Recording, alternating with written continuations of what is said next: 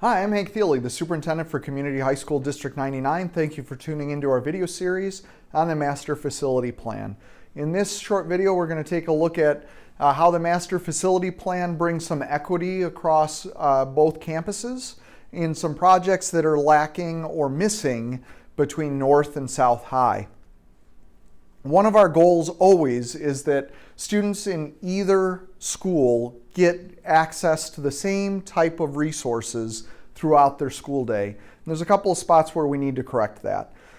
North, you heard about this in several of the other videos if you tuned in. It's the cafeteria space. That was last touched in the mid-50s and is not a modern cafeteria for any standard in today's high schools. What this space will allow us is similar to what South has, in that will have larger serving lines, it'll have accessibility, it'll have more seating space available to our students during lunch. Allows students to get in and out better, quicker, and allows them to make better use of their school day for instruction rather than waiting in lines in that space.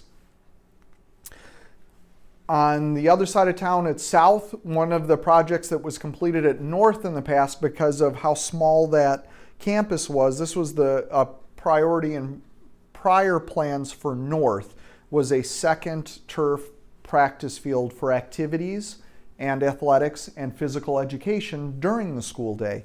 So at North, we completed that project in the past. We need to complete that project here at South.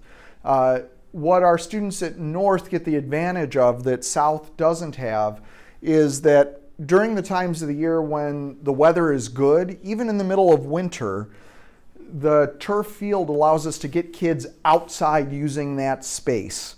Last year we had a beautiful February. We had 70-degree temperatures at North. They have a synthetic field so that kids could go out and do physical education outside on a beautiful 75-degree day in February. At South, they were stuck inside because the turf, the grass turf, didn't allow us to be out there using that space. That expands our possibilities for physical education throughout the day. It gives us a whole nother instructional space. Plus, we have a whole bunch of other activities that happen at school during the day and after school, like marching bands and other types of student groups like Special Olympics using our space. From the Transition Center and for our students here at both North and South, that our spaces are limited for them as well, along with our student body. We just keep growing in the amount of PE activities that we do to teach kids fitness for their entire life, not just here going on. We have a growing number of activities and we have a growing number of athletics at both schools.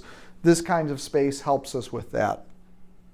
As well as that space at North, that would be the new gymnasium space. As we talked about, this is part of that Prince Street Circle reconfiguration in one of the earlier videos we talked about. But those same issues with the outdoor space at South are with indoor space at North. North has one less comprehensive gym in comparison to South, where students can come in and use an actual indoor physical education space, as well as this would provide a two-tier a shelf for gymnastics and a space underneath behind this wall that you see in the image for fitness, dance, those kinds of things going on in there. Both of these spaces, the outdoor space at South, the indoor space at North, are really used by our community a lot. And we're bursting at the seams between our needs and community needs. And these spaces both become then equitable on both sides of town, but then are meeting the comprehensive needs of our school during the school day and outside of the school day, and helping us meet the needs of our community. The final equitable project I want to talk about is the South High Auditorium project. South High, I brought this up in the beginning of this video series. South High was built started construction in 1962, opened in 64, and the intention of it was that only grades 9 and 10 would attend South High, and then students in District 99, once they hit grade 11, would go to North High. That's how the the original plan was. So when they built South High, they didn't build a performance auditorium there. They just built a space where you could gather the student body and do assemblies or guest speakers or those kinds of things.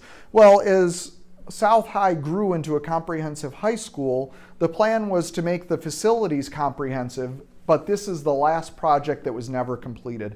South High may be the only high school in the Chicagoland area that's a comprehensive 9-12 high school without a true performance auditorium. There's only 800 seats currently in the auditorium at South. That does not even fit half of the student body in there. When we have, and the stage is very small at South. We need to expand it to this full-size stage. When they do productions at South, they actually have to expand the stage out over the seats so that they have enough room to put in a performance on the stage. So we would need to add this at South so that they have the same type of performance space and opportunities that North High has.